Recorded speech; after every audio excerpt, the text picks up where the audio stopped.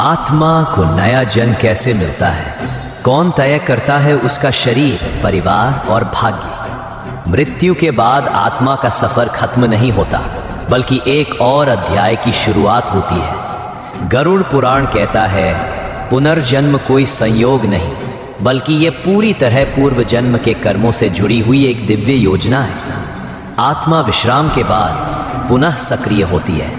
जब आत्मा यमलोक, विशेष लोक या स्वर्ग नरक में अपना समय पूर्ण कर लेती है, अब एक अदृश्य संकेत उसे फिर से धरती की ओर खींचता है। पर कौन तय करता है कि अब किस घर में जन्म लेना है, किस माता पिता के गर्भ में जाना है? कौन होगा भाई, कौन होगी बहन, कौन होंगे गुरु और किससे होगा प्रेम या घृणा? क्या यह सब भाग्य है या कोई दिव्य गणना? यह निर्णय होता है चित्रगुप्त की गणना और ब्रह्मा के निर्देशों से। गरुड़ पुराण कहता है, ब्रह्मादेव पुनर्जन्म की संपूर्ण रूपरेखा तय करते हैं, परंतु आधार होता है आत्मा के पिछले कर्म। कैसे होती है आत्मा की अगली यात्रा की शुरुआत? चित्रगुप्त आत्मा का कर्म पत्र यमराज को सौंपते हैं। यमराज उस आत्मा के गुण, दोष और आत्मिक प्रगति के आधार पर उसे आगे भेजने का आदेश देते हैं। फिर आत्मा वायु वेग से पुनः पृथ्वी की ओर यात्रा करती है। अब ब्रह्मा के लोक में एक दैवी गणना होती है। कौन सा परिवार आत्मा के कर्मों को झेल सकेगा? कौन से माता पिता उस आत्मा को जन्म देने के योग्य हैं? कौन सा वातावरण उसके कर्मों को फल देने का माध्यम बनेगा? आत्मा को कौन सा शरीर मिलेगा? यदि आत्मा ने पशु वृत्ति वाले कर्म किए हैं तो पशु योनि, यदि उसने अधार्मिक और स्वार्थी जीवन जिया है तो नीच योनि, यदि उसने सेवा, भक्ति, संयम का मार्ग अपनाया है तो मनुष्य शरीर। गरुड़ पुराण कहता है, मनुष्य जन्म दुर्लभ है। यह केवल उसी को मिलता है जिसने पूर्व जन्म में सत्कर्मों की नींव डाली हो। आत्मा किस घर में जन्म लेती है? अब सबसे बड़ा प्रश्न, परिवार कौन तय करता है?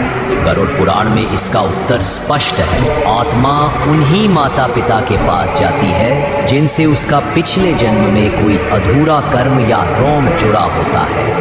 कोई पिता बनता है क्योंकि उसने आत्मा को पूर्व जन्म में सहारा दिया था। कोई माँ बनती है क्योंकि उसने पिछली बार सेवा की थी या सेवा की आशा अधूरी रही।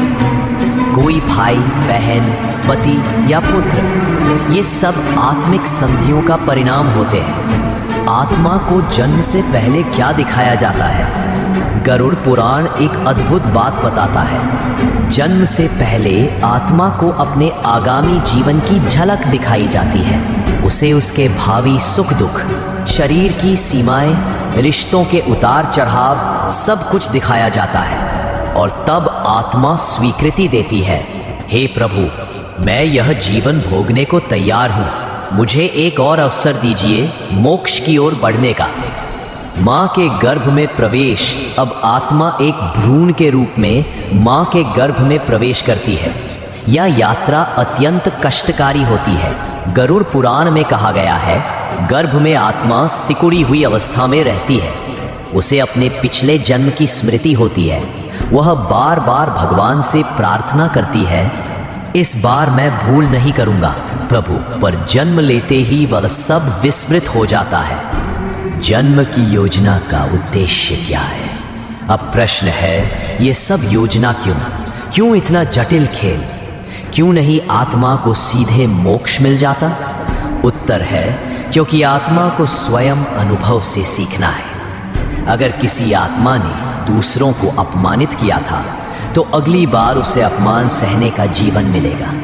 अगर किसी ने प्रेम में विश्वासघात किया था तो अगली बार उसे